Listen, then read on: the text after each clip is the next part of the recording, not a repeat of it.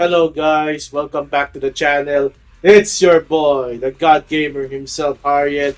And it's Friday, and you know what that means? It's now time for our Gold Review dito sa Fridays with BMX only on Harriet. And today, we are taking a look at the latest BMX movie, Victorious Silver. So this is Christine Burma's latest movie after Burlesque Queen? Burlesque Dancer? Alimutan ko na. Basta ito yung huli niyang pelikula after nun. Okay? And it's also starring Angelica Hart. We haven't seen her for a while. So this is very interesting. Pero just to set expectations, Angelica Hart has barely any screen time in this movie.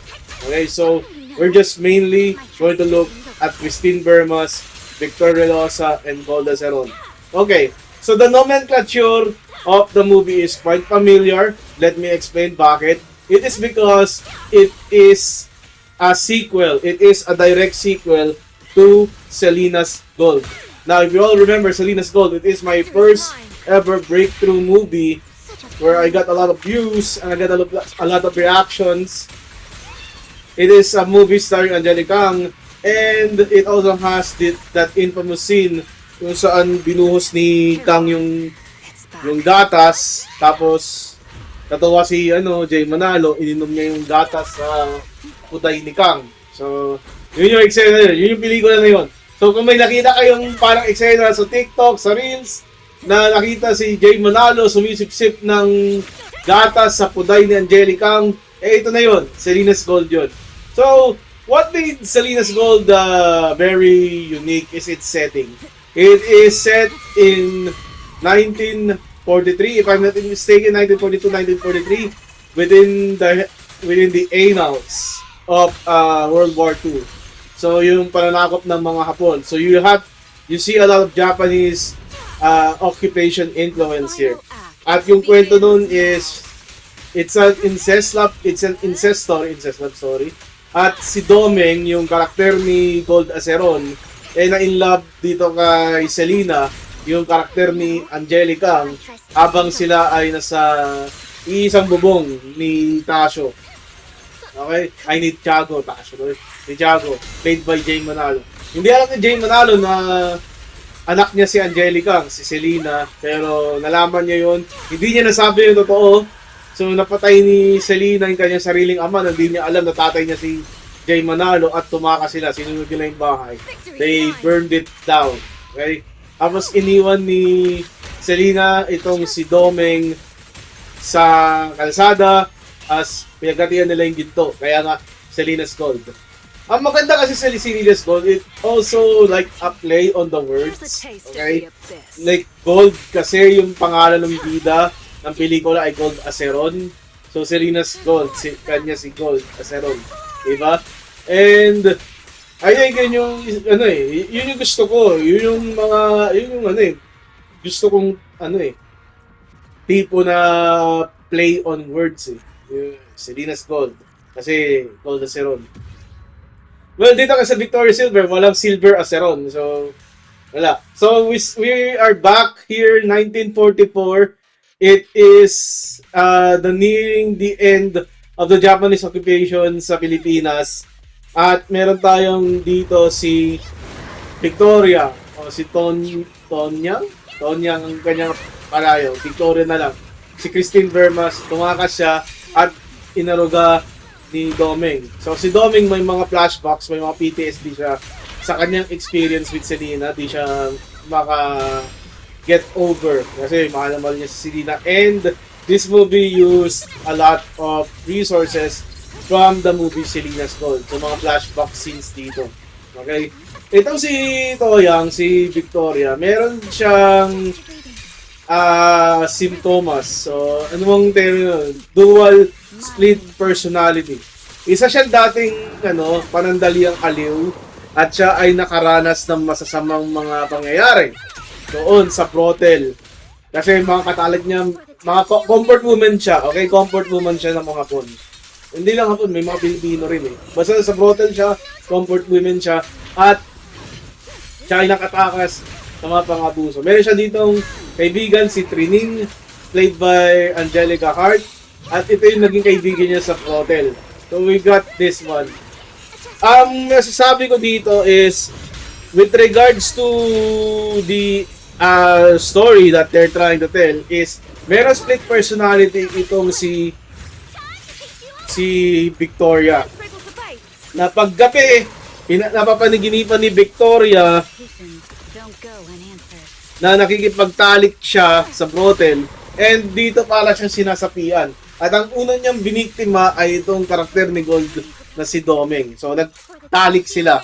And then the next morning, hindi alam ni Victoria na nakipagtalik siya kay Domeng. She's unaware. So it's like she's in a symbiote, gano'n, kay Venom.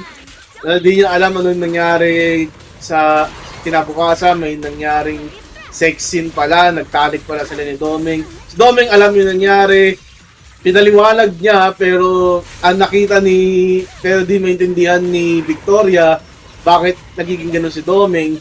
To the point na nagalit si Domeng at parang inaasar yung pagkalalaki niya. Pero yung naman pala, hindi siya aware. Okay?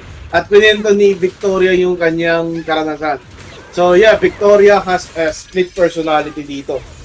That's such that parang may mga punto na hindi makontrol ni Victoria yung kanyang split personality.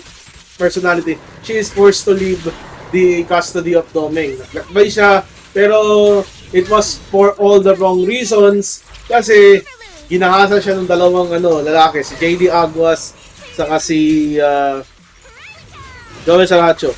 Meron ditong isang Hapon na tumulong sa kanya magpatakas, si Takuhei Kaneko. Okay? Di ko, siya ba yung sa incognito? Di ko alam eh. Okay? Yung nakatakas si Victoria sa brothel kasi noon sa flashback niya, si Trining may dalang baril, pinagbabaril niya yung mga Hapon na nagpagtalik sa kanya at trinay niyang i-unalive yung sarili niya, parilin yung ulo niya. At ginamit yung destruction ni kay Takuhei Kaneko para itakas itong si Victoria. And dito siya napadpad kay Domeng.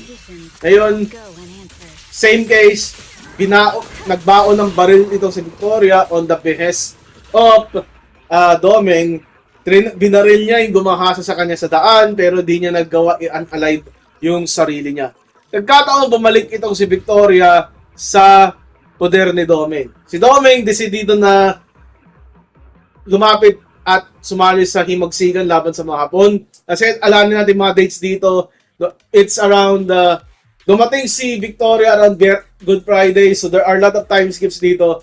And then on the holiday, on the November-December portion of this movie, dito sila nagkahiwa-hiwalay, and then napagpasya ni Domeng na maging part ng Hook Balakap or something. Ngayon, nakilala natin ngayon, sasali na si Domeng, bumalik na si Selena, Araw ng Mga Puso, yehey. Ang nangyari dito, 1945 na, may traidor na dumating. So, may makapili dito. Ito si Victor Relosa, siya yung makapili. Okay? And pinatay niya yung kumupot kina Domeng at kay Victoria.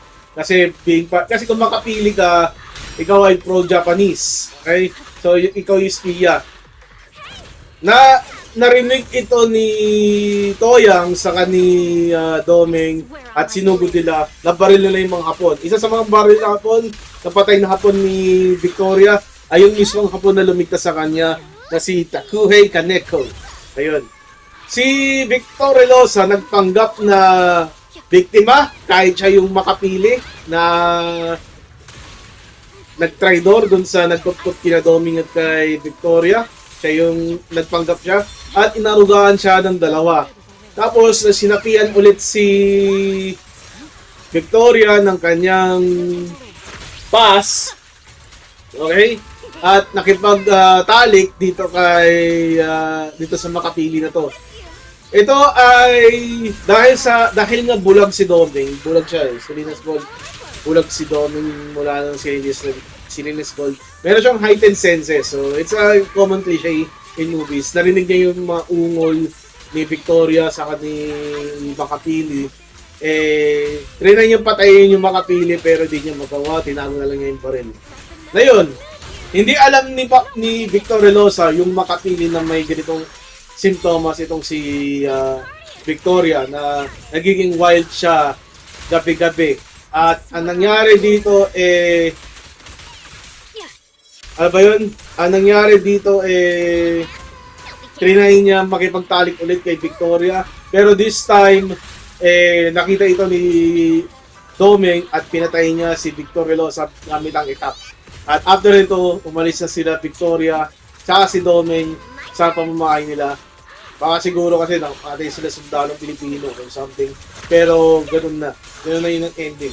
So, ang ending ng Victoria Silver ay parang reflection sa nangyari sa Selena's Gold. Okay? At, ayun, na parehas silang umalis. Pero, it's up to us kung iniwan ni Victoria Los, ay ni Victoria, itong si Domeng ulit. Pero tingin ko hindi na.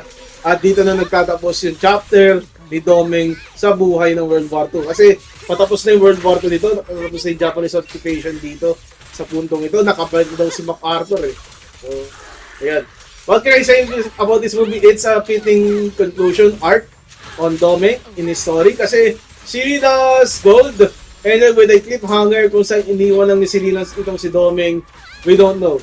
Pero ito ay chapter ni Domeng. We don't know if it will be followed up with the chapter of Selena, kung ano nangyari sa kanya post Selena's Gold. So, it may be another movie in the works, but I can attest to you, Selena's Gold is as a fine sequel. I call this weak.